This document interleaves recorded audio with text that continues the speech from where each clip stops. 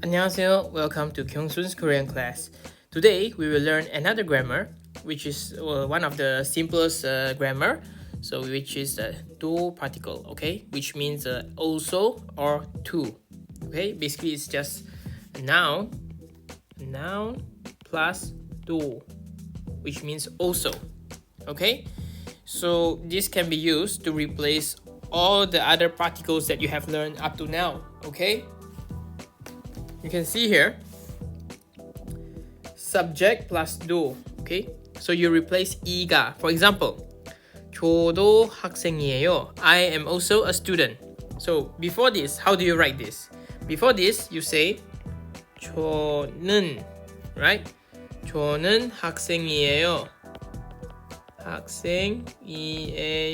So this basically means I am a student, but you want to say I am also a student. So this 는, this particle can be changed to do. Okay? So one thing easy about do is that you don't need to think much, okay? You just put do, you don't need to think whether it's 이가 or 는 or 을, okay? Just do. 저도 학생이에요. I'm also a student, right?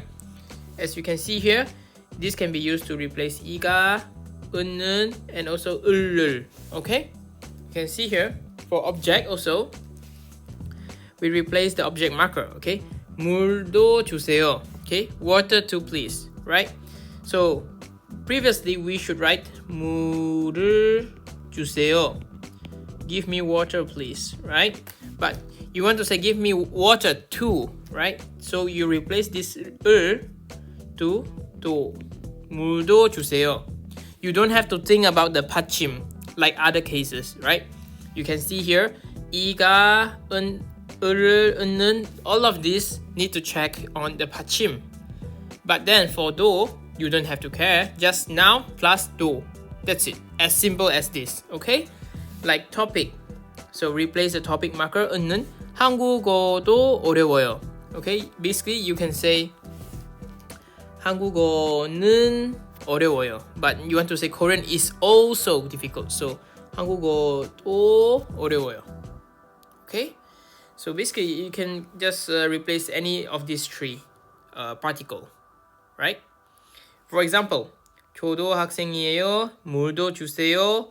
사과도 맛있어요. Okay? So yeah, this is very straightforward, I guess. So basically, this means also. Okay? Yeah, this is a quick lesson. 감사합니다.